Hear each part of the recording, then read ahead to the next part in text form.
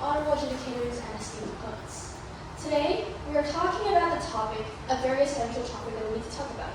In a world where AI in healthcare develops fast, faster than anything else, including regulations, national laws alone cannot keep up.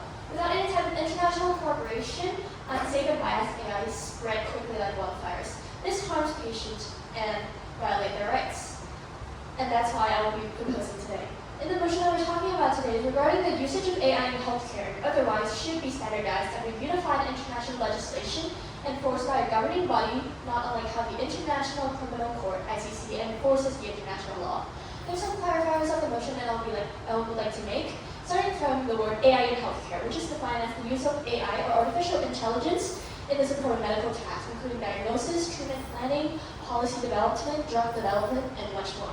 Now, the word standardized would be defined as creating a uniform guidelines that apply to all, to ensure the consistency of it. Now, the unified international legislation is a global legal framework agreed upon an international body as an agreement, as well as a governing body, which is an independent international organization tasked with enforcing the agreed agreements, just like the ICC as said in the motion. Now, the first one that I would like to make is about the data protection across the broader. When we're working with AI, there are a lot of data trainings that needs to be done. The AI itself is not powerful, however, it's the data that trains the AI, as in we use the machine learning. Now, when we provide AI with data, AI requires large data sets to train, as well as using the algorithms. There are many types of data that would need to be used in order to train the models to be accurate enough to be used in medical use. Now, let's say, for example, we're using AI to apply to Thailand. Scans of Thai patients may be used to train that AI, particularly in the servers of other countries, and that AI, however, could be made also another country. This means that there's a travel and migration of data across the broader. However, different countries have different protocols and what they preserve as privacy.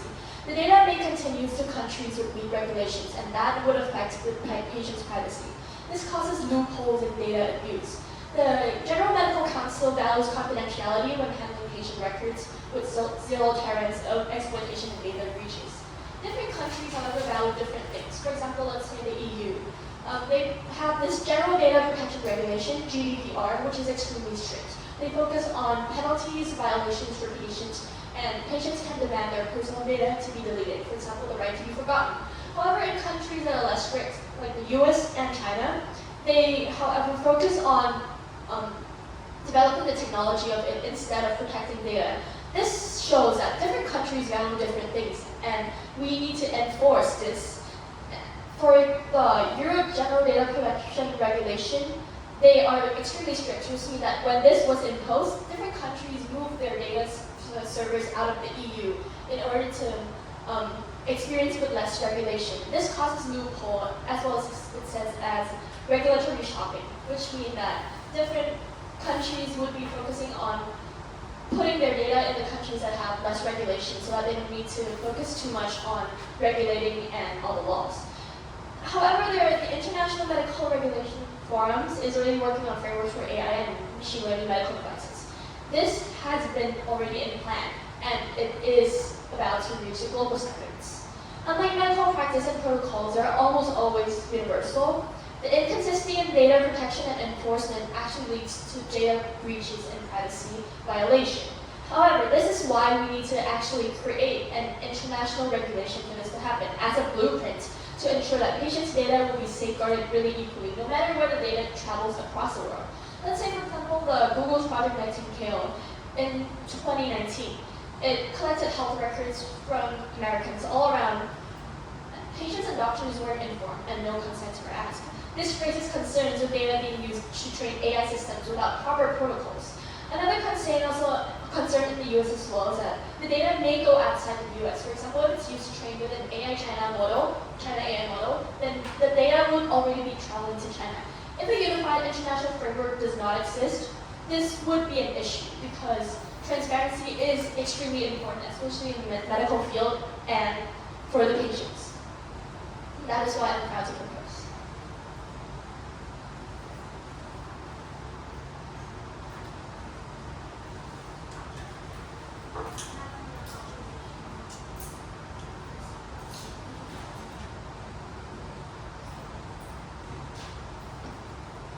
Okay, so firstly, I would like to thank the opposing side for such an interesting argument.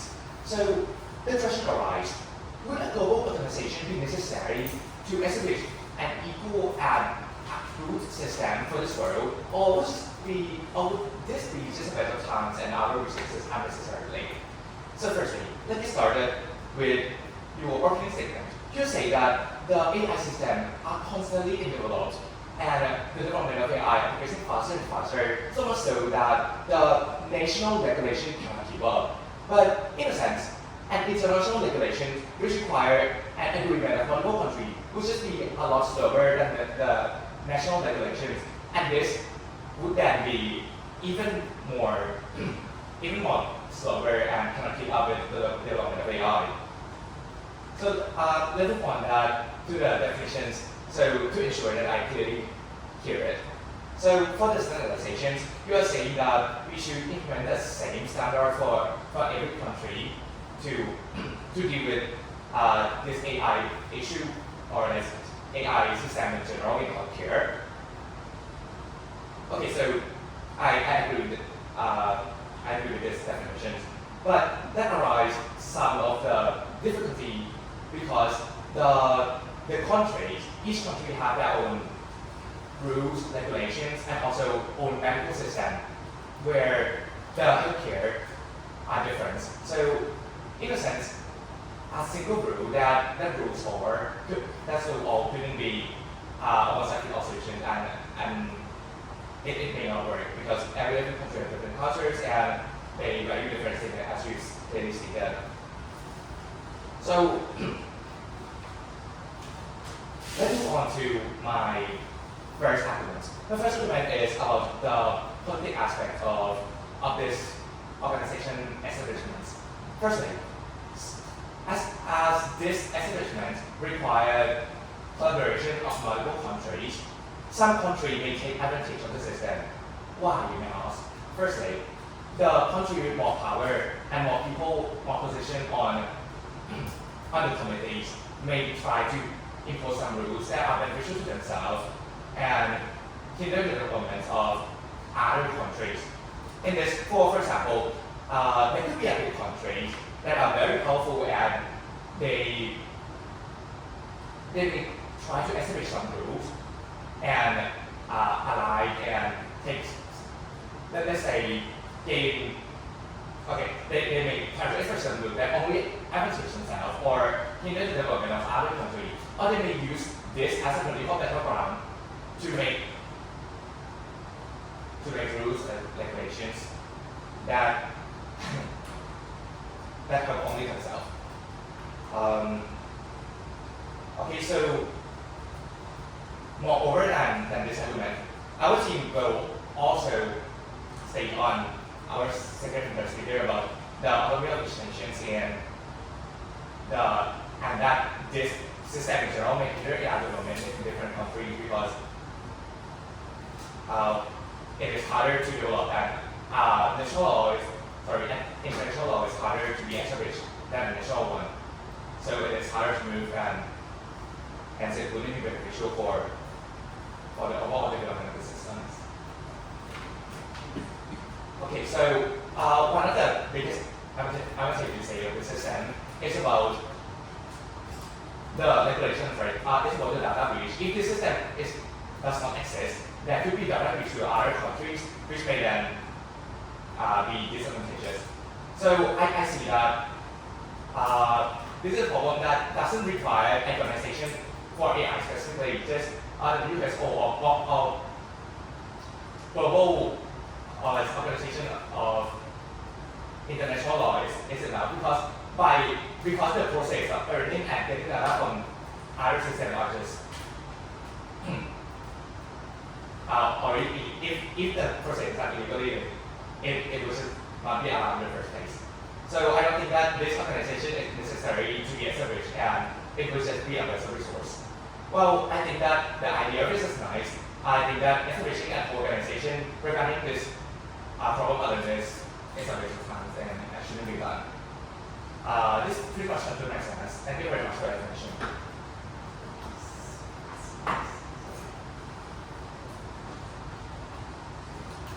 Thank you very much, the opposing team. The opposing team stated that it might be hard for an international framework to be one size fits all. However, we would like to disagree because this would actually tie into our next point, is that adapting rules for international use does not have to be a one-size-fits-all approach, because it can be one with minimum standards set. Different countries have different ethical and traditional norms regarding healthcare. We acknowledge that, but they can be too different. Some things like euthanasia, genetic editing, and reproductive rights. Imposing a culturally blind universal solutions would abolish the uniqueness and the cultural identity of each region. Countries can be different, and different things can be valued, but at the end of the day, basic patient protections like data security, informed consent, and non-discrimination should not vary. Countries should not allow the use of biased or unsafe AI systems against their patients. For example, the Universal Declaration of Human Rights acts as a minimum global standard for human dignity in which all countries should adhere to, but each country still has the freedom to adapt specific laws to fit more with their cultural values.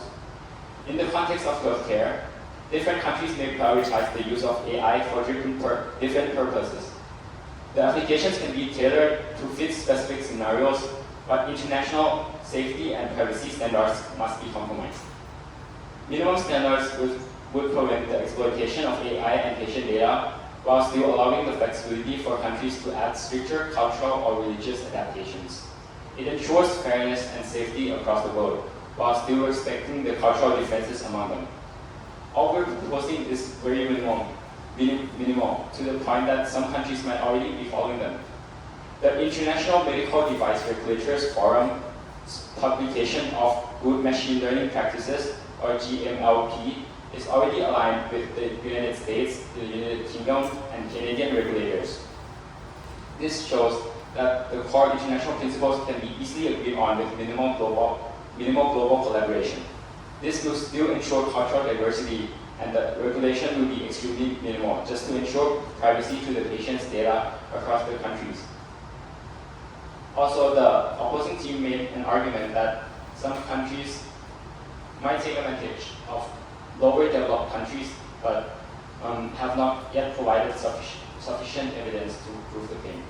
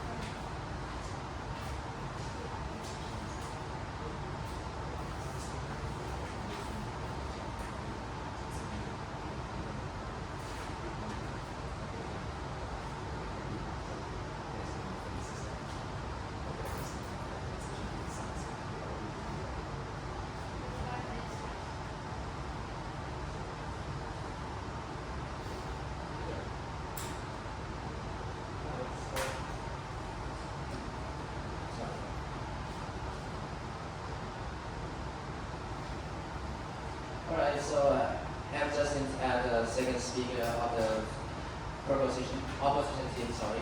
I will go about the slow process of creating international law, as it needs all countries in the groups of the organization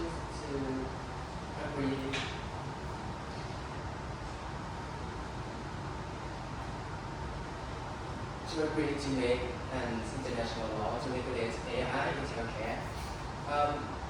As AI nowadays they develop faster and faster, some process or some technique will be created, and if the process is slow, meaning that every country in the member needs to agree and in order to create an international law, if we not keep up with the development of the AI, some will have loophole and some will not cover all the aspects of the AI. On the other hand, if all the nations have their own anatomy to create their own law to keep up with the development of AI in their country, it would be better to regulate AI to be safe and have the privacy and keep patent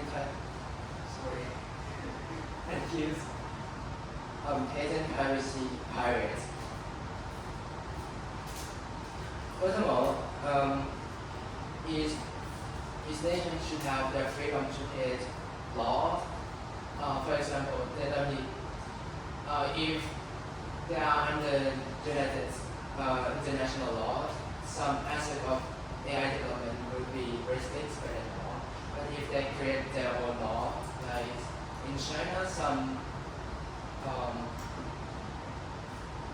company need to send data to the government.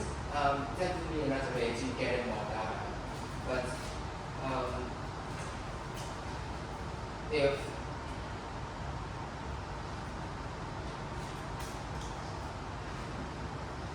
the law regulates and restricts this, it will not be possible to do this. And that is my argument for this.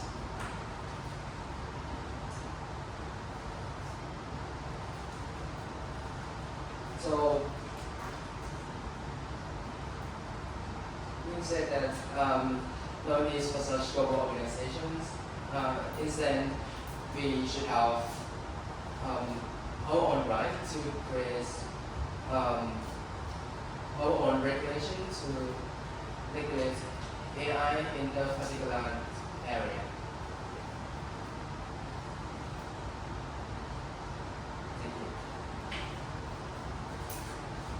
Thank you.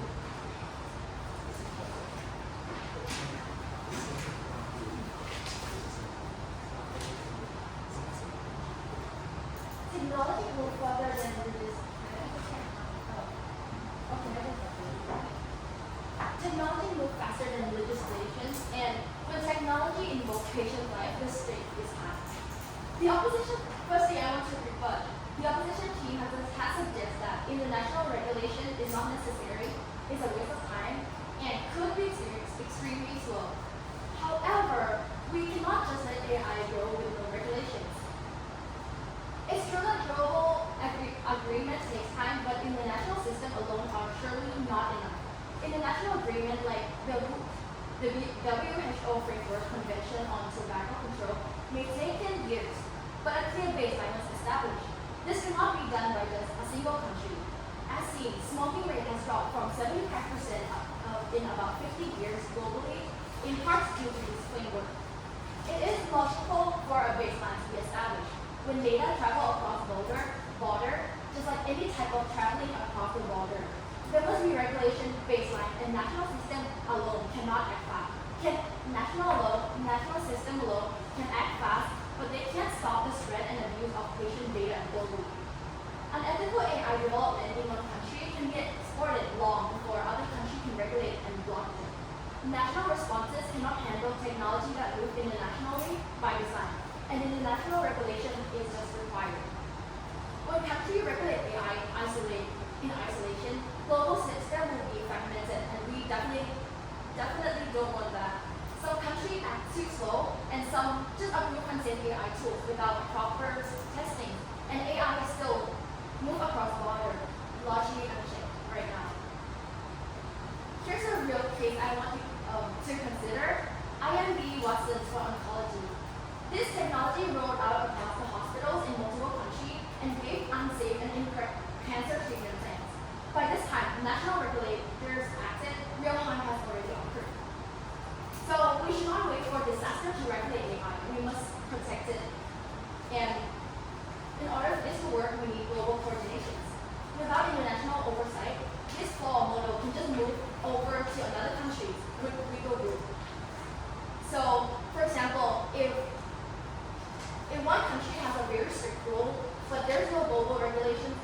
people will just go do cyber criminals somewhere else.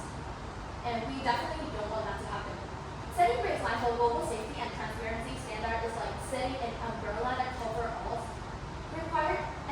it requires ongoing performance tracking after the development.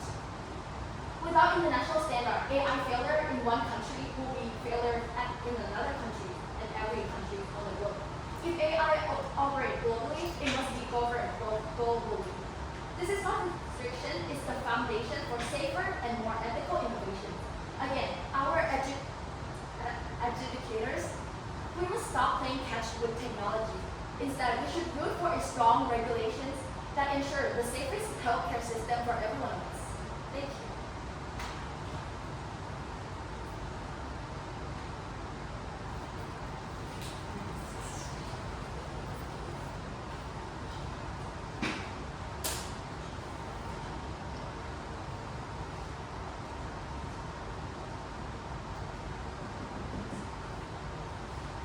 Alright.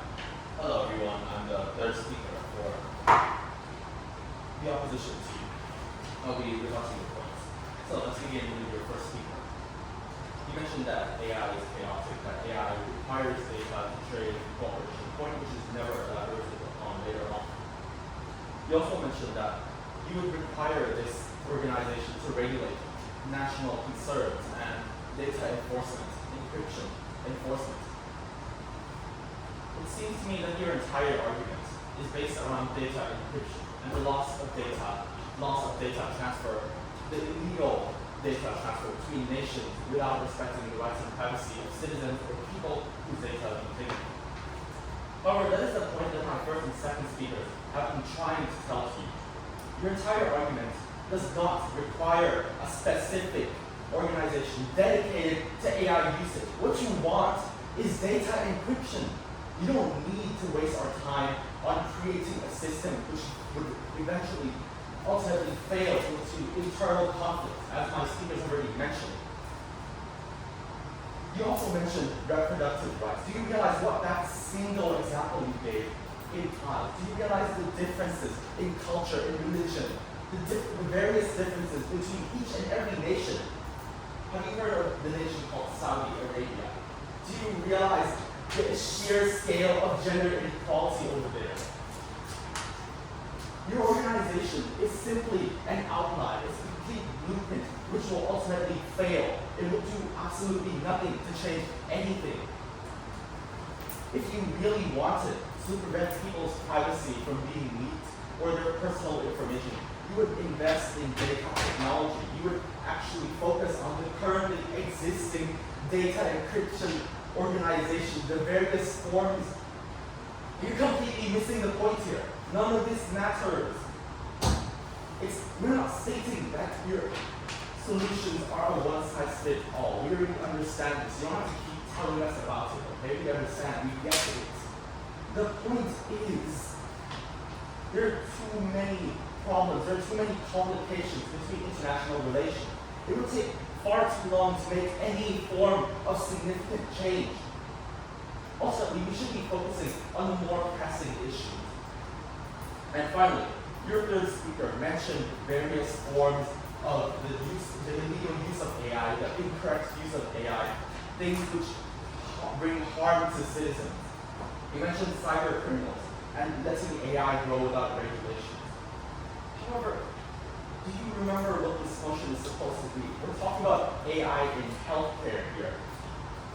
You've been going on and on about the loss, the growth of AI, the unchecked growth of AI, the transfer of untested, completely brand new AI technology across borders.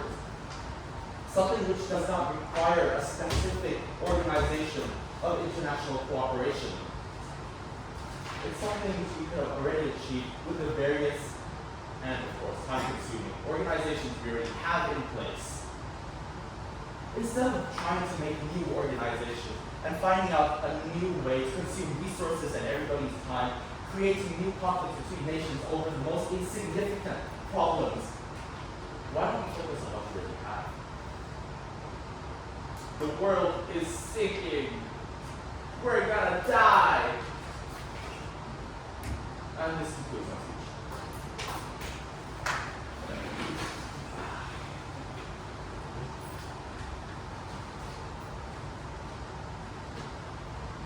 As the leader of the opposition to you, I would like to rebut to all of the points that have been mentioned, as well as to clarify what I have said. So the thing about AI in healthcare, whether or not data encryption is required or a regulation is required, the third speaker of the team has mentioned about how we're talking specifically about the AI in healthcare, not just AI of data, privacy and stuff. So basically when we do AI in healthcare, let's say cancer detection, scans of course are needed to be trained to the AI model. And that's when patient records and patient's personal information comes into play. Let's say we use this AI system in a hospital system where data and all the diagnosis are digitalized. This means that patient records are in there, and that is why patient data matter the most. Now, let's go on to the opposition points.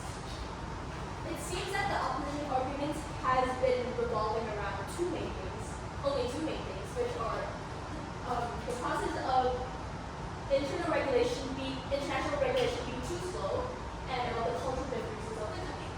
Now, I would like to address the point of it being too slow. Now, let's ask this question. If it's too slow, does it mean that we don't need it? Well, that's not the case, because even if it's slow, it's worth the wait.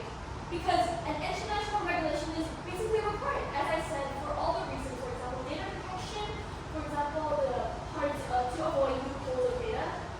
Have you guys realized that medical records and medical information are 10 to 40 times more valuable in the dark market than credit card information? And that is why this is required internationally, because data don't revolve only around your nation. Even though there's a national regulation already, does that mean that data will travel around? Servers are from different countries. Even though you're from Thailand, you could be using data from the US, you could be using data from China, anywhere else. And that is why, even though it's too slow, we still do need it, and we pretty much need it. Now, for another point of it being cultural differences that we have mentioned about how cultures are going to be remained so that we need national laws to protect all those cultures to prevent loopholes, as said by the first speaker, even though we have already mentioned about the loopholes that were caused by without having international regulations. Now, I don't think you're getting the point that my first speaker has said about the cultural protection that we're trying to focus on. Let's say the Universal Declaration of Human Rights. That is international, isn't it? About all rights to live, rights to freedom of press. Does that mean that all the cultures are not being considered when the Universal Declaration of Human Rights are basically proposed? All the countries are agreeing to that. Even though countries have different cultural perspectives, there are some aspects of it that are similar to each other. Let's say all the ethical stuff, all the countries have basically similar things. So what we're trying to establish here is an international regulation that is a baseline. All the other things can be added. For example, as I said, if Europe may have higher regulations and higher privacy protection, then they could basically be adding all the laws that they wanted for their ideology and all their countries to follow through. And that is why we really need that international regulation as a baseline. I'm not saying that we need an international regulation and all the countries need to follow guidelines perfectly, but we're basically saying that we need that baseline in general. Now, let's say why we need that international regulation. Another thing that has not been mentioned yet, but let's say global agreements are established through trades and markets. Let's say that we have this international cooperation together, and if we have that, then all the AI models that are made in those countries could be sold. And that is why countries would want to follow the international regulation, because they want to gain that market opportunity. And that is why I do believe that opposition points of 2 points of being too slow and cultural are already addressed by the point. That is why.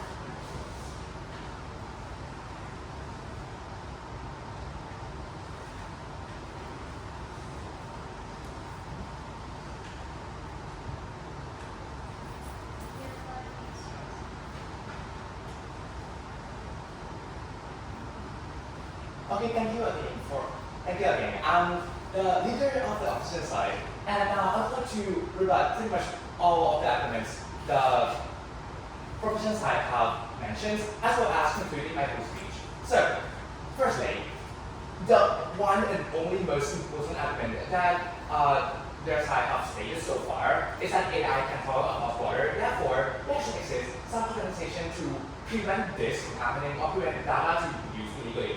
That is the only argument they have, basically. So, by this, first I do agree that AI can travel across border, and there exists some case of data that's been used illegally.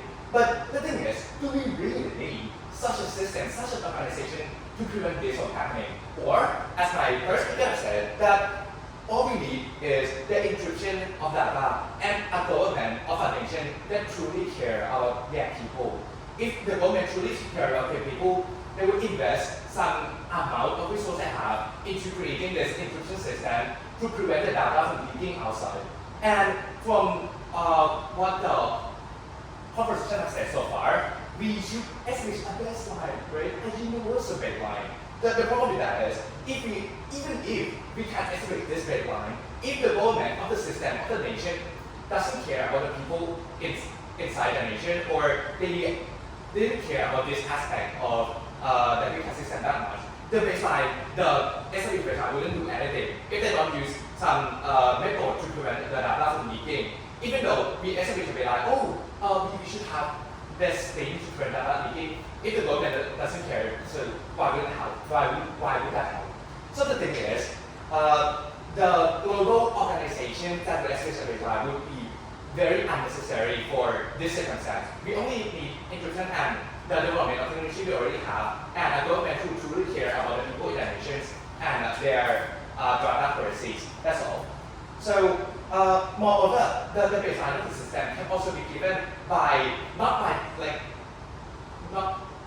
by this specific organization only, but WHO to overview the healthcare of the global can also establish some type of baseline. It doesn't need to be this AI specific baseline system that we need to establish an organization that contains multiple countries for.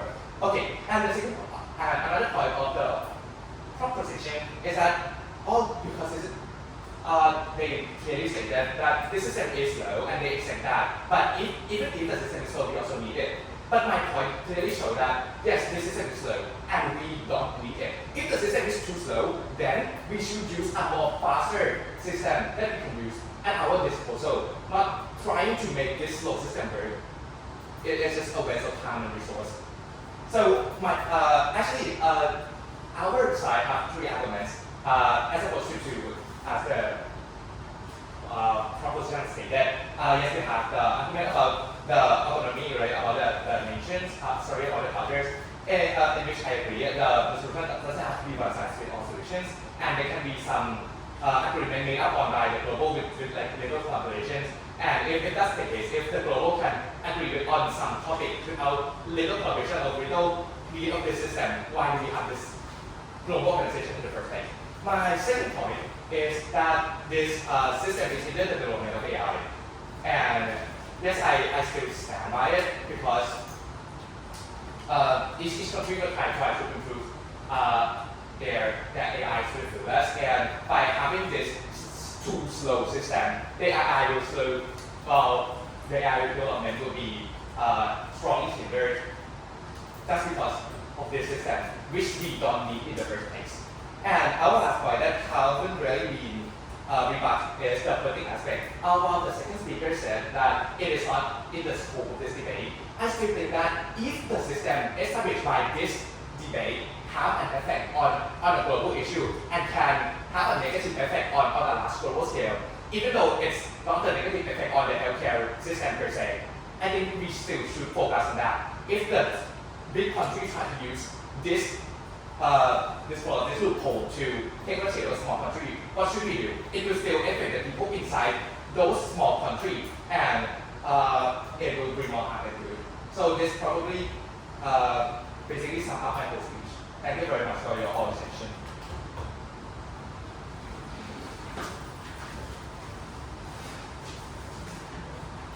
Thank you both for your insightful arguments. We will now invite our esteemed judges to provide their So I think that both teams were excellent. Okay.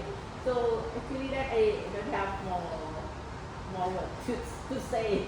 Very exciting for both teams to present it. Okay. Okay. For me, it's such a long message. Okay. First of all, as someone already involved in the national level of policy making, regulation making for civil data governance (DPA), I confidentially to say that the topic we are debating today remains unresolved, even at the global level. Okay. Countries and operators around the world are still grappling with how the best, how to govern AI, how to govern the data, especially in sensitive sector for certain domain. Okay. Why we may not reach final answer today, but we have witnessed that something for me and for Dr. I'm really impressive today. To know the display of intellectual maturity from high school students who tackled one of the world's most complex policy issues with clarity, with confidence and composure. Someone, me from the older generation who has spent years in the field, I'm both excited and inspired. This debate touched on crucial themes such as data governance, DPA, data protection, GDPR, cross-border transfer. The comparison between EU AI Act, EU AI Act, binding risk-based, for instance, linked to the GDPR, and contrast with the Singapore AI law, which prioritize innovation, voluntary compliance, industry, and global diversity. It's clear to show that the one-size-fits-all model is neither practical nor effective. A more realistic path forward might involve multi-level governance, for example, soft law or coalition or startup. Okay, this conversation reminds us that AI is not just a technological matter, is becoming a geopolitical, economic, human right. Once again, I sincerely commend both teams not only for speaking so geopolitically, but for demonstrating such a profound understanding can do. The debate has now ended. The academic scene is currently recording as president. We can now take over the call and move on to the